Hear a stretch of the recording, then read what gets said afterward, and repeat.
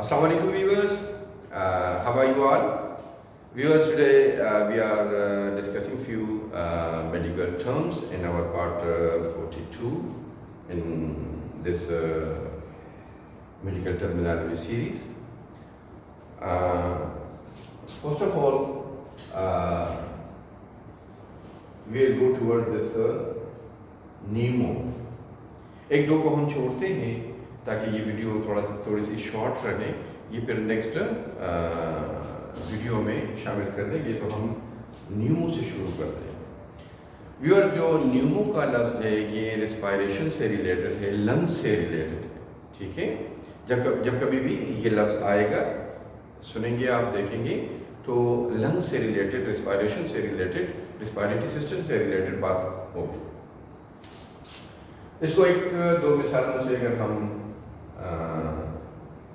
Explain करने की कोशिश करें ताकि आप लोगों को समझने में आसानी हो, तो एक लफ्ज़ है निमोनिया।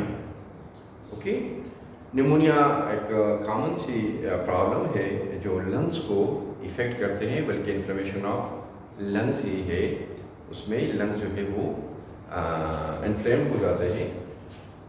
ये जो निमोनिया है ये किसी एक लंग्स में भी हो सकती है और दोनों लंग्स में, दोनों साइड्स पे बायलेटरल भी हो सकती है, जिसको फिर अगर दोनों लंग्स हो तो डबल निमोनिया बोला जाता है।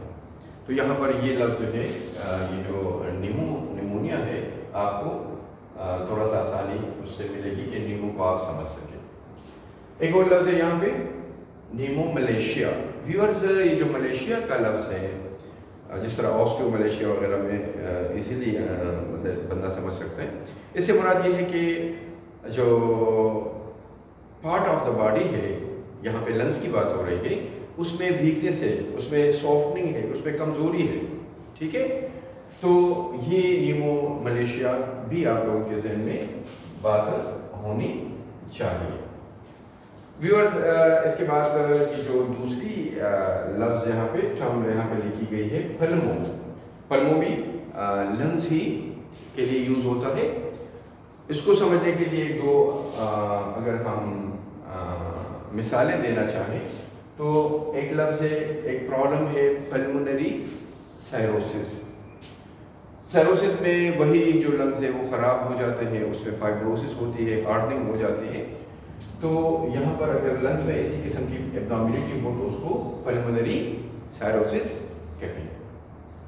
पल्मोनोलॉजी एक सिंपल सा लफ्ज़ है, इसलिए लिखा है कि आप लोग इसको आसानी से इस पल्मो को समझ सकते हैं, क्योंकि ये लफ्ज़ बहुत इजी है कि पल्मोनोलॉजी के नॉलेज ऑफ या नॉलेज अबाउट लंग्स या रेस्पिरेटरी सिस्टम से मुताल्लिक़ जो बातें होती है, लंग्स स्पेशली।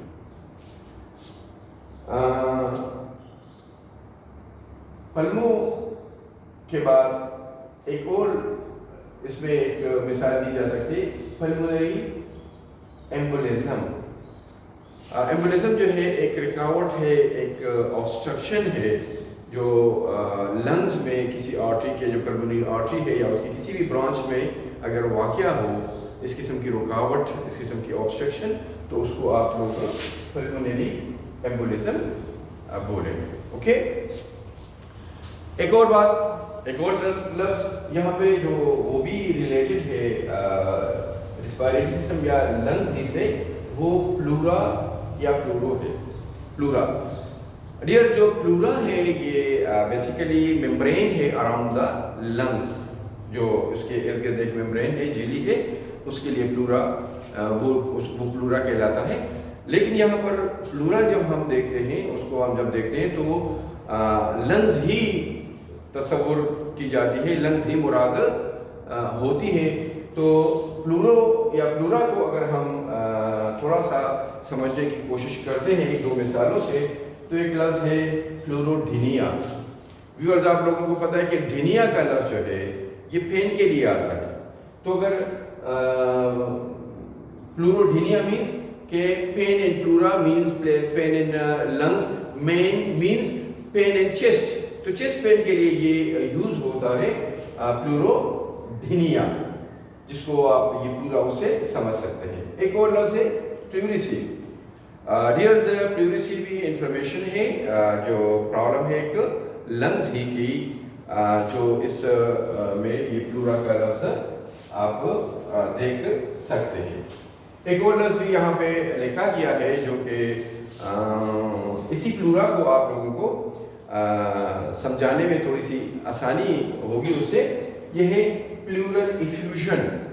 इफ्यूजन कोई भी अकोमोडेशन ऑफ फ्लूइड है, जो जिस्म की फ्लूइड्स हैं, जब कभी भी वो किसी जगह पे गैर इरादी तो खैर नहीं कह सकते हैं, लेकिन एबनॉर्मली अगर वो जमा होती हो नुक्स बीमारी की शक्ल में, तो वो इफ्यूजन होती है। तो ये इफ्यूजन किसी भी जगह हो सकती है, लेकिन यहाँ पर अगर लंग्स में ये इफ्यूजन हो, ये अकोमोडेशन हो, ये पानी जैसे मवाद का जमा होना हो, तो उसको आप लोग प्लूरल इफ्यूजन कहेंगे।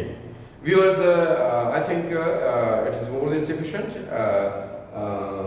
जो कि यहाँ पे आप लोग ये 2-4 टर्म समझ सके। इंशाल्लाह नेक्स्ट जो वीडियो होगी उसमें जो चंद और टर्म्स को डिस्कस करेंगे। तब तक अल्लाह हाफ़िज़।